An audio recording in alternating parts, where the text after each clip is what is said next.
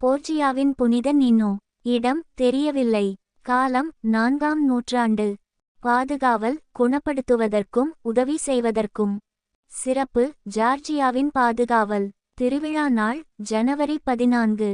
வரலாறு: 4ஆம் நூற்றாண்டின் தொடக்கத்தில் ஜார்ஜியாவின் அரசில் ஒரு அடிமையாக வாழ்ந்து வந்தாள் நம் புனிதை நினோ. அவள் பலரை கடவுளுக்கு தூய்மையுள்ளவர்களாகவும் அர்ப்பண வாழ்வு வாழவும் தூண்டினார். ஒரு நாள் ஒரு தாயானவள் தன் நோய்வாயப்பட்ட குழந்தையை நம் புனிதையிடம் கொண்டு வந்தாள். அப்பொழுது நினோ அக்குழந்தையை வாங்கி தன் ஆடைகளுக்குள் பொதிந்து கிடத்தினார்.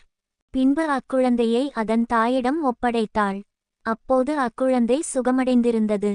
மேலும் பல நோய்பட்டோரை இயேசுவின் பெயரைச் சொல்லி மன்றாடி குணமாக்கினாள்.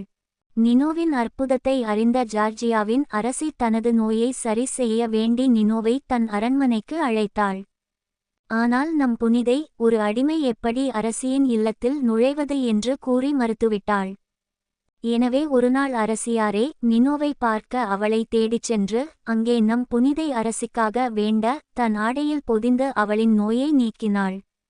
இதனால் ஆச்சரியமுற்ற அரசி தன் நன்றியை நம் புனிதைக்கு தெரிவித்தாள்.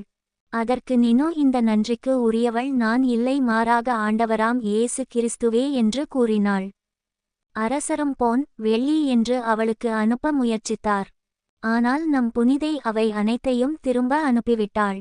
ஆனால் அதற்கு பதிலாக அரசனும் அரசியும் கிறித்துவத்தை தழுவ வேண்டும் என்று நம் புனிதை விரும்பினாள். ஒரு நாள் அரசன் பனி அடர்ந்த காட்டில் வழி தெரியாமல் தவித்தான்.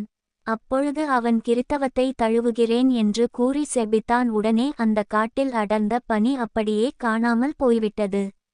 அரசரும் வீடு வந்தடைந்தார். ஆகையால் அரசரும் அரசியும் புனித விசுவாசத்தை நம் புனிதையிடமிருந்து கற்று அறிந்து கிறித்துவத்தை தழுவி தன் அரசெங்கும் கிறித்துவத்தை பறைசாற்றினார்கள். இதனால் நம் புனிதை நினோ ஜார்ஜியாவின் திருத்தூதை என்று அழைக்கப்படுகிறாள்.